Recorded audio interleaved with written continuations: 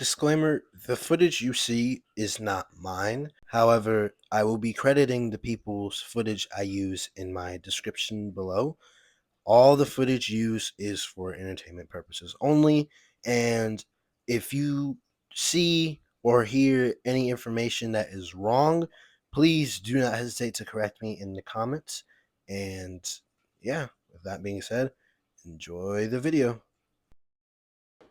Street Fighter Cross Tekken came out in March 6, 2012, and I've been playing it since then, and every now and then I've came back to it as I own it on the PS Vita, which I know it's an ancient relic, I know, but I still had my fun with it. Now, a unique thing about it is that it has its own tag team stories slash arcs, and those are what I'm going to be talking about today, as I really enjoy those stories, and it's my channel. I can talk about what I want. Without further ado, let's get into it. Chun-Li and Cammy's whole dynamic duo ending is pretty straightforward with most of them, as well as others will be straightforward as I talk about the others in this video, but theirs is relatively straightforward. However, I'm going to give you the brief synopsis on both of them as a individual character. Chun-Li is a interloop agent at the secret organization known as the Interpol, the International Criminal Police Organization in the Street Fighter universe. Now, she, at this time, has interactions with them due to the fact that, well, one, it's just natural, it's what her character is, but number two, her father, who is also a Interpol agent, worked against Shadow Liu and tried to find intel about them, which ultimately led to him getting killed. They're horrible fucking people. Eventually, she found out later down the line in Street Fighter 3 that her father died due to M. Bison's hands. And for the longest time, she was on the trail of finding the cause of her father's death and more information. Now, Cammy herself is a Shadow Liu doll. She was one of the many Shadow Liu dolls that Bison had captured and forced to be his assassins and do his bidding and stuff like that. Until Street Fighter 2, till she was basically found by Chun-Li and taken out of the brainwashing, and basically everything was broken, and she eventually got her memories back. Editing Mellow Man here, and comes to find out, I am wrong. Turns out in Street Fighter Alpha 3, Vega was the one who actually broke her control from Bison. Though she was already becoming self-aware before this, it's said that he saves her from the collapsing Shadowloo base and then leaves her to Delta Red, which then she recovers from amnesia. This is probably the biggest mistake I will make in this video, so this is why I put my future self in here to clarify this mistake, as I wasn't just going to put text here and have you guys read all that. But yeah, that's all I wanted to say. She did have amnesia for a while, but she eventually got her memories back. She now works for the Delta Red and now is just trying to do more good in the world and trying to mainly, with current Street Fighter titles and past ones, emphasizing her trying to find the other Shadowloo dolls and free them from Bison's control. Now, these two in Street Fighter Cross Tekken mainly cross paths due to the Pandora box. The Pandora box being the main thing everyone, and main thing I will be obviously talking about over and over again as the video goes on with these several different characters. The main plot of Chun-Li's and Cammy's ending is that they both want to find the box before Shadow Liu does, because they both know they have plans to do pretty messed up stuff with it. Cammy joins the Delta Red force and eventually finds information about Pandora's box and Shadow Liu trying to investigate it. However, because she is part of Delta Red, she can't act on this information, so that leaves her at a stalemate, which she doesn't really, like, nothing really elaborates on why she can't act on it. I wouldn't see why she can't act on it, but hey, military stuff is military stuff. However, eventually Chun-Li calls her and asks to work with her because she also wants to find the Pandora's box before Shadow does. And you can see where things will align eye to eye.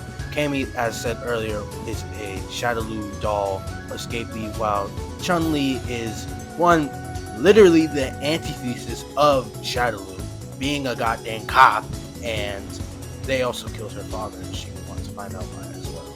So it's pretty straightforward on why their differences and similarities, or whatever else you want to say, are. Now, Cammy and Chun-Li have worked in the past. They've worked together numerous times in these games, which I cannot remember off the top of my head, so really much. However, in Street Fighter Cross Tekken, it's fairly simple on their ending and what's going on with those two. Now, Pandora's unique dynamic in this game really kind of sets apart from different other Street Fighter stories, in my personal opinion. Pandora really reacts like more of a element that is subjective to each character. It's not really the same thing across the board for everyone, which I really like. It honestly challenges a lot of different storytelling and different ways to tell a story with these characters. With fighting games being fighting games, and sometimes they won't be really too serious with lore, which I'll get into with the character later on in this video. But with Chun-Li and Cammy, it's pretty straightforward. Chun-Li has mainly always been just a symbol of just raw justice and everything. I mean, she's a cop, for God's sake. She's going to be that way. With Cammy now also, I like the dynamic that she has grown from not being a Shadaloo agent anymore, or assassin agent, not being a Shadaloo agent anymore, and being a Delta Red operative, going under, just trying to take this organization down from them taking so many things from her. I mean, literally, her main points in her story-wise are always trying to find the other dolls and free them from license control, so that none of them get to be how she was and stuff. And honestly, it's just a pretty nice thing. We've also seen Cammy develop in different other ways. I don't know what the trend is with brainwashed assassins, but I'm not saying I don't like it, but they always seem to just like cats. If you don't know, Cammy has a quite huge fondness of cats. It's been established in future Street Fighter games, sometimes even in other movies like the Street Fighter 2 movie, or vice versa, just in a lot of more media. But this ending and scenario with these two really show more on how she's grown outside of the usual things you'll see later in games, with her just, I only just want to find dolls and that's it, and everything else like that, and try and save them, which is not bad at all, but it's usually the same thing with her character from more Street Fighter games in the future going on, which isn't bad, but however, this again paints her into a new light. And that's what I like about these two and their dynamic in this game. It paints these two, as much as it's very straightforward with their whole alignments with duty and stuff like that, it's still a different light, which I enjoy seeing. Mainly more for Cammy, as she has a bit more character sustenance than Chun-Li at this point in this game. Chun-Li does get more sustenance later on as a character on her own, in the form of her dynamic with Li Fen, which Li Fen she also rescued from Shadaloo, which they weren't using her for the same way they were using Cammy for. They were mainly using her for her technological skills and hacking, but at the same time, she's literally a child. Jesus fucking Christ. Now, with this, it is pretty wholesome later down the line that Chun-Li does get this dynamic with a character like that. But however, ultimately, I mean, she literally becomes a mother figure for Li Fen as time goes on. I mean, look at this kid, so cute. She's cooking for her. They don't know how to cook, or I think Chun-Li doesn't know how to cook, and she's doing it for the first time. It's so pink. But as a character on their own, as just the base of it, Cammy does have more sustenance than Chun-Li, in my opinion. Now, moving on to their ending, their actual ending in this game. Their ending involves them finding the Pandora's box and Cammy getting just a little bit afraid of it because she compares the box's power to Shadow and the brainwashing and what it can do to people. But we eventually end on Chun-Li just reaffirming to her that it's going to be alright and they'll put a stop to it. And if anyone that's affected by it, they will save and won't leave to just be affected by its power or whatever it can do to other people. Which is pretty, again, just straightforward and to the point. But it signifies that though Cammy is still traumatized by everything that has happened, I mean, shit, I would too if I had amnesia from all the shit that I did and eventually, God, does Cammy even have a family? Did she even have a family before? And does she even know who her mother is? Bison is a fucked up person, man. All in all, these two's dynamic is really nice. I like it a lot in this game and what it does, and ultimately it's pretty good. And for something that's so straightforward, once you really know a little bit more about the characters in depth, it'll kind of be more interesting to know about and see unfold in this game. Vega and Balrog have their own straightforward but predictable dynamic in this game for the two's relationship as just two characters. Vega and Balrog's dynamic in this game is just the fact that these two niggas just hate each other, man. It's the fact that every time you'll see them talk, which you'll see throughout the footage displayed here, that they just don't like each other. And it's the fact that you niggas are on the same team. He's your mans. Why are we committing friendly fire here, man? It's just a damn box. Now, Pandora, for both of them, is a pretty bad pairing for their emotions, as Vega is a narcissist and so is Balrog, but they're both narcissistic and wanting two completely different things. For a brief synopsis on their lore, Balrog is a boxer that at the time was just a famous boxer and made a name for himself naturally until he was kicked out of most boxing leagues and organizations because he was a bit too good at his job, to the point to where he boxed so lethally that they just kicked him out. And Balrog mainly fought for money. He didn't really fight because he wanted anything else other than money and the fact that he just likes beating niggas' asses. I mean, this nigga literally hits you up with his head. I mean, look at this nigga. Look! Now, Vega is a narcissist who has a pretty troubled past, believe it or not. Vega's lore briefly, which Vega will be getting his own video as he is my favorite Street Fighter character, but that will be at a later date. For now, Vega is a narcissistic Spanish bullfighter who also pairs his bullfighting skills with ninjutsu.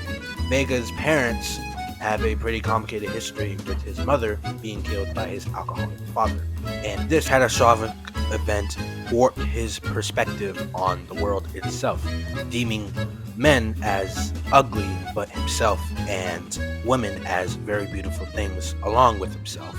And now he only searches for beauty and to kill all the ugly things in the world in cold blood with his claws. Now, Vega's design is just heat. I mean, look at this nigga. Do you not see the aura oozing from this man? Look how he's walking in this movie. Tell me that's not aura. Now, Vega and Balrog just are, as said earlier, these niggas just hate each other. I mean, they constantly bicker to where it's the point to where it gets worse as you keep reading the dialogue as it goes on in Street Fighter Cross Tekken. Now, their ending is pretty straightforward. Vega and Balrog's whole journey throughout the game is the fact that they both want the box for their own reasons. However, Bison has sent them out to get the box for Shadowloo and find it and see what the hell it does, so that Vega and Balrog can get them back to it. Now, near the ending, it's seen that Vega and Balrog just straight up fight each other because they just hate each other so much to the point to where they just start boxing. But you're on the same team. Now, I found this pretty funny, but it also on brand for these two. As Pandora, as said earlier with Chun-Li and Cammy's ending, it's a dynamic in the storytelling of Street Fighter Cross Tekken that puts unique scenarios on the table for each of the characters that they pair up. Rather, it's characters that are known to be with each other, such as Vega and Balrog or Cammy and Chun-Li, versus some other characters that you probably may not know would pair well to each other, but they do, and they somehow make it work in this game. Now, again, though it's not my favorite ending, it is on brand for both of the characters. Vega wants eternal beauty and immortality. Such as a good example would be in the Street Fighter 4 movie, to where all he really wants to do while working for Shadowloo is just to become beautiful with the immortality that Bison is chasing for his own game. Though Vega himself only wants that, and supporting the fact that he's a narcissist, probably just only wants that and nothing else. Like, I swear, Vega is the type of henchman to be like, yeah, I'll work for you. But as soon as there's nothing he feel like is here for him, that nigga will just leave. Or he'll do whatever he wants. I mean, Vega doesn't need money. For more context, Vega comes from a very rich family. So this nigga has, I mean, look at this nigga in this screenshot. He has everything he needs. I mean, literally in the Street Fighter 4 movie, he is throwing a party with multiple rich ass niggas. This man doesn't need money. He could just be by himself and be set for life. But he is here because he just wants more power for himself. I swear, I feel like they should make his dynamic to where he just does his own shit and disobeys Bison secretly or something like that to do more with his character. Because for me, it's criminal that he's not in Street Fighter 6. However, I digress. As much as I want to get into that, I won't, and will save that more for my video that I will eventually make on Vega himself. So stay tuned for that one. However, all in all, this ending is, again, another straightforward ending, but honestly, it is still a good one with the unique dynamic on Pandora's power influencing someone so much with greed or their own personal emotions that can be influenced so much and so gravely to the point to where, again, you can be on the same team and you still fucking throw hands with your nigga that you worked with this entire fucking time. But I digress. It is still a good ending. I feel like it's the most unique one, with the element of Pandora being in Street Fighter Story, which is something that we haven't seen before and probably won't ever see again. As much as I would like a remaster for this game, it probably won't happen. I'm gonna just accept that now. But to conclude, please add Vega into Street Fighter 6 Capcom. Please! Now, a thing I would like to mention is the fact that with pre-selected duos, as ultimately you can't get your duo endings if you're not the characters that the game wants you to be set up with. For an example, if I chose Vega and Chun-Li, I wouldn't be able to get an ending. I would get a neutral ending for the game. There are rivals, and Vega and Balrog's rivals are coincidentally another pair that I wanted to talk about in this video, segueing to the Tekken side of this game, Yoshimitsu and Raven. Yoshimitsu is a pretty unique character. I recently found out more about his lore. For a synopsis, Yoshimitsu is I'm not even going to describe what he is. This nigga has gone from man in cyborg ninja suit to cyborg ninja to alien cyborg ninja to fucking octopus ninja nigga. I don't know what they go with this direction, but he does have that shit on in most of them. I mean, come on. I mean, look at his tech design. Tell me it's not heat. This isn't aura to you? Nigga, look me dead in my eyes and say it with a straight face. Look me in my eyes and say that with a straight face. Yeah. You. Now, don't be scared now. Go ahead and say it. Stand on business. Tell me it's not hard. That's what I thought. Going back on track, Yoshimitsu is a different type of comical relief. He's not a joke character in any means. Like, he does have actual motives and an actual story, but he is comical at times, to the point to where it's like, huh? But at the same time, you don't really question that because fighting games are unserious as is. I mean, nigga, look at Kuma. This nigga knows karate and knows how to speak to an individual human and they understand him as he's growling. And he speaks Japanese. I don't think I need to say further. Yoshimitsu is the leader of the Manji clan, a Robin Hood styled clan that steals from the rich to give to the poor, people that need it more than they do, which is pretty commendable when you really look at it. Now, ultimately, Yoshimitsu is more complex in the form of his name, what it means to be one, and his role in the clan. Yoshimitsu is the primary one who goes and does more of the dirty work for the clan while the clan protects its members, basically while he's gone. Yoshimitsu isn't really also a individual person, though he is, in a sense. It's more of a title than it is just his name, which the title reference comes from his sword, which is named the same name, Yoshimitsu, which the sword on its own gives him a unique dynamic, which is that it hungers for the blood of people, which Yoshimitsu finds as he goes out and deals his own form of justice and doing the things he does, which again, stealing from the rich and giving to the poor that need it most. Now, the sword needs this type of stuff because the sword can eventually control Yoshimitsu when it gets too hungry for blood, and he will do unspeakable things if that happens. So it's a constant battle of being human and being a monster if he does not appease the sword's appetite. But in a way, he does good to dish out bad from happening in the form of his sword.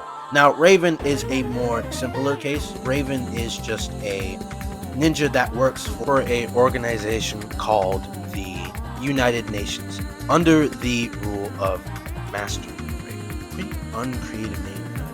However, Raven is a character I started to like. At first, wasn't really an interesting character to me, but then as I did the ending for him and, well, mainly for Yoshimitsu, not really him, it grew on me. Now I've started to like his character. I mean, this nigga will literally stand on a plane going full speed and just aura farm. I mean, look at this nigga. We see the fit, Piccolo. We see the fit, bro. Now, to move on to their ending, which is honestly, I think, my favorite one out of the entire series, which I'll get into in a little bit. Now, Yoshimitsu's sword, the Yoshimitsu sword, has been telling him that there is something that it hungers for, which relates to the Pandora's box landing in Antarctica. Now, Yoshimitsu hired Raven to help him out with this endeavor, mainly for the fact that his sword can and will control him, and if that happens, Raven is his guard and preventative to that happening. Yoshimitsu can't go and cause just absolute carnage wherever he pleases after that sword completely controls him. Now, Raven agreed to do this and help him out as long as he does it on his terms. Now, throughout their dialogue and throughout their whole cutscenes with whether that's rivals or again their ending, you can see that these two don't like each other, but more or less don't see eye to eye. I'll create a diversion.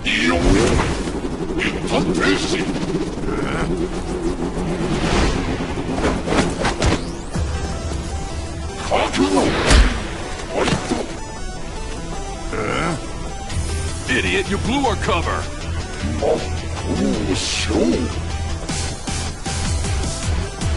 Weren't you trained to be a ninja or something? Don't you know how to follow orders? What's their problem? It's your fault we're in this mess. Are you ignoring me?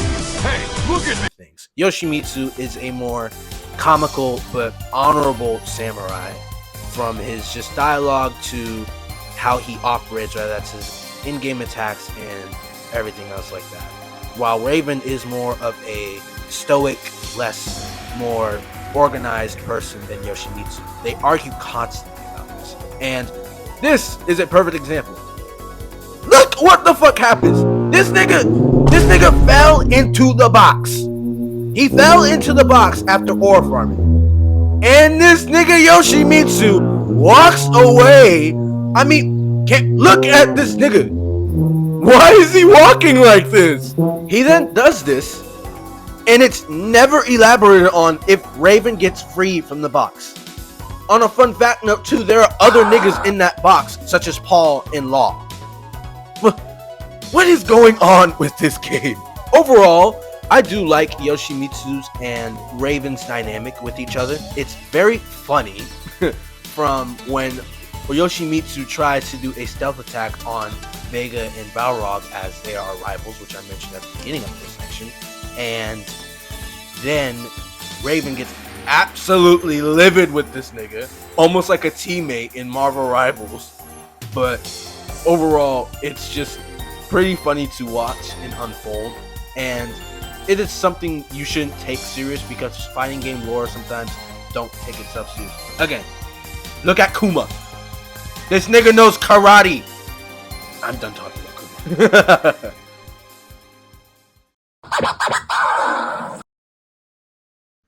For the last pair I wanted to talk about in this video, those two will be King and Marduk. With King being my favorite character of Tekken, Marduk and King have a very unique dynamic in this game.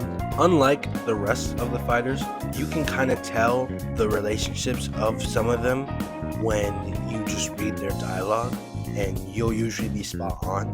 But King and Marduk, you can do that, but there is so much history to these two, to the fact that it is so just deep rooted, to the fact that it makes their ending and dynamic in this game matter so much more. To give you guys context for their relationship before I go into them as individuals, Marduk and King are both wrestlers, obviously, but Marduk has had a vendetta with King for a little while until they made up around Tekken, I want to say 3 or 4. If I am wrong, I will obviously put them up on screen with the correct games, but these two have been rivaling and have been ops for just a little bit until they made up, which I find a nice dynamic between the two. Now, for context, Marduk is a wrestler, obviously, as mentioned earlier, but Marduk is similar to Balrog, where he wrestles and he is a bit too seriously lethal with it. But with Marduk, he kind of likes it, and it's part of his nature more than Balrog is doing it for the love of money and a little bit more of the love of the game. Marduk has a higher percentage of doing it for the love of the game than Balrog, and that says something.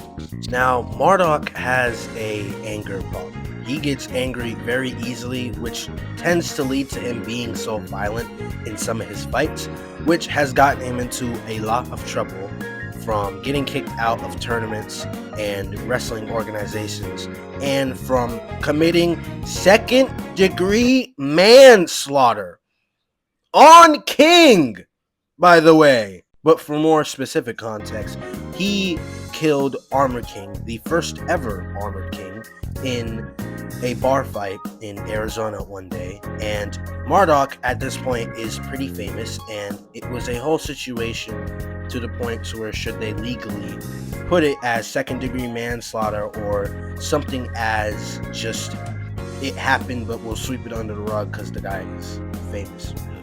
And it eventually went to second-degree manslaughter. He served his time in jail, and when he came out, he challenged King, and it led to just so many fights between the two over time, and eventually it was at a point to where King going to the hospital Marduk was in, because King and Marduk had fought in so much and King had won every single time, to the point where Marduk couldn't stop thinking about this man and wanting to kill him, invest him in a fight so bad. King put him in a hospital, almost wanted to kill him until his morals stopped him from doing so because he saw Marduk had a family. And would be no better than Marduk killing Armored King out of revenge and just being bitter against him for winning the fight and embarrassing him.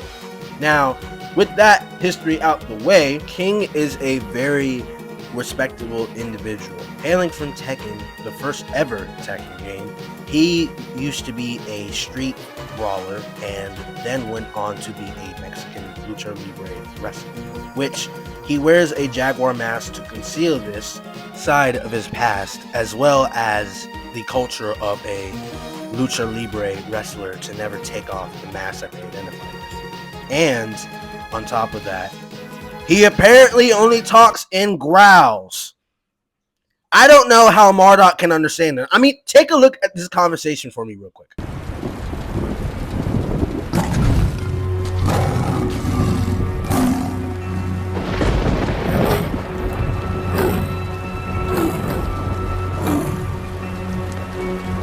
Don't lie to me. How did you understand him? He just growled like an ant. You know what? I'm not going to question it. It doesn't bother me. It's fine. It doesn't bother me. It doesn't bother me. It bothers me a lot. Jokes aside, going back on track, King owns an orphanage in Mexico full of children that he houses and gives a proper home by raising money from when he does his wrestling and the many fights that he does and wins. He gives all his funds to the orphanage to make sure these kids are safe, and ultimately he's just a pretty nice guy.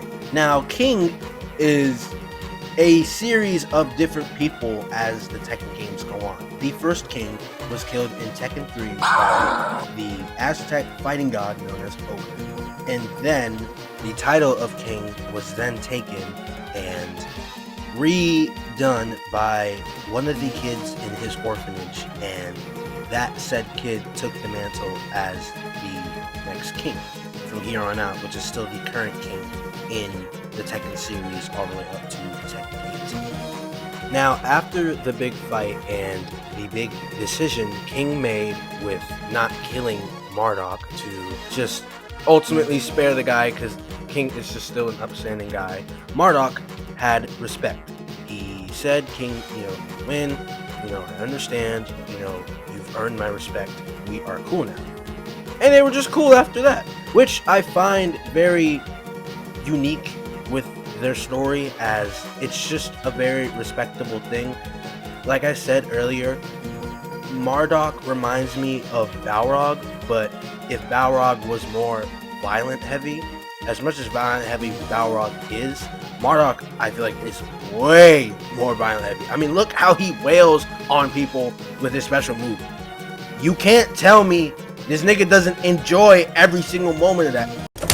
I'll be over in a moment.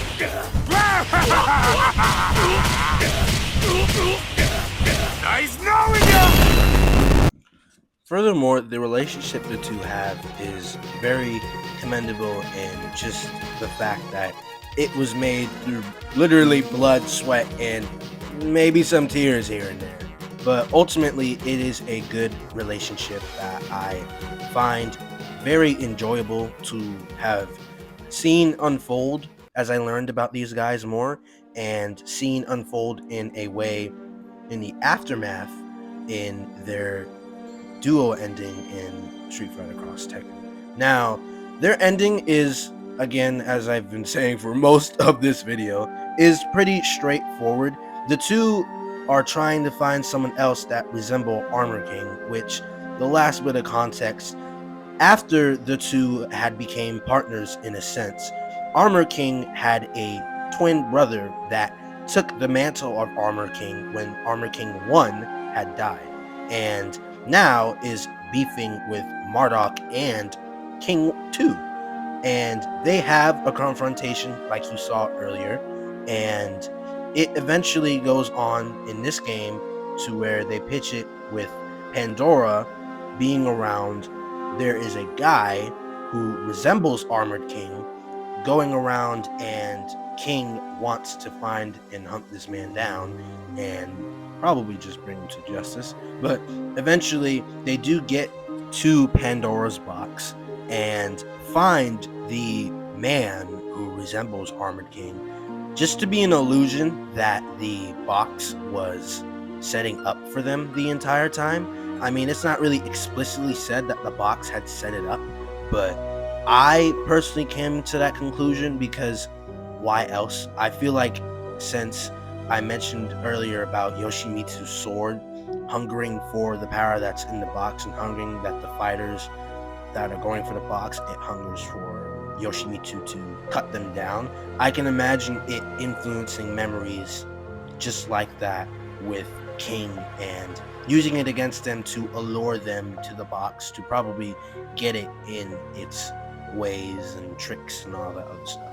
But eventually they find the box and eventually see the Armored King illusion and realize it's an illusion, and eventually just run past it and just dispose of the box. And that's really it. Now, as said, their ending is pretty straightforward, but once you really know their whole backstory, you can see this as a nice setup for the two as a duo if we ever got a standalone type of, not really game, but more of a standalone event to happen with these two, to where they were fighting Armored King. I mean, we technically have, but like, this one is just also, again, pretty cool. I enjoyed watching it unfold, and I personally think it's pretty good for the two characters, considering all of their gratuitous amounts of lore that they have with each other.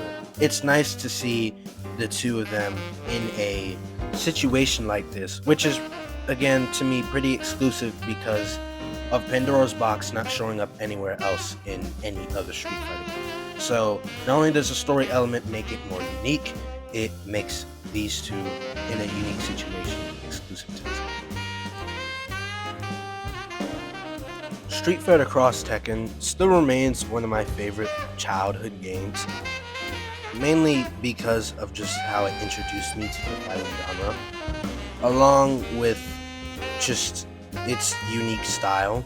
It wasn't like Mortal Kombat, which I was already introduced to prior, and though, even though it just said it introduced me to the fighting genre, it didn't, but it introduced me to the different style of the fighting genre, which everyone knows that Mortal Kombat and Tekken and Street Fighter, those two games versus Mortal Kombat are completely different style games, and more arguably way harder than both of those two games.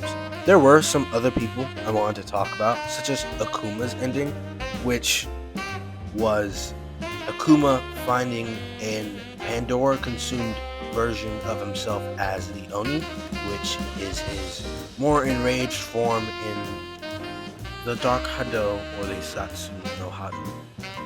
I didn't really include it due to the fact that it was so standalone that I didn't see it as something to cover in this video, as I could just do it briefly like I am right now. Though I wish he was duoed with Elena instead of Elena and Dudley, because is that Akuma has a soft spot for Elena, and I just find that really nice. I like it when they do certain characters that way, such as Cossack and Watson in Apex Legends, how he has a soft spot for her, along with other characters who, if I think about them, they will be on screen now. There's also Poison and Hugo, who I also like as a duo, but I personally didn't think that their duo was more intuitive enough to include to this video, or mainly just I wasn't that passionate about their duo, but I still like their character dynamic.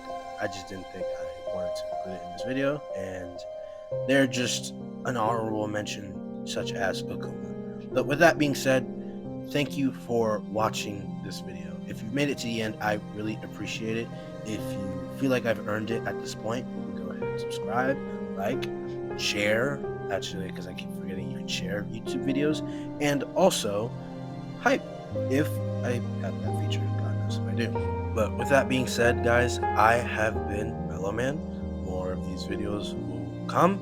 And I hope you guys have a good evening, night, or day, morning, or wherever time it is and wherever you're at in the world. Please stay safe out there, and I will catch you guys in the next one. Be mellow. Peace.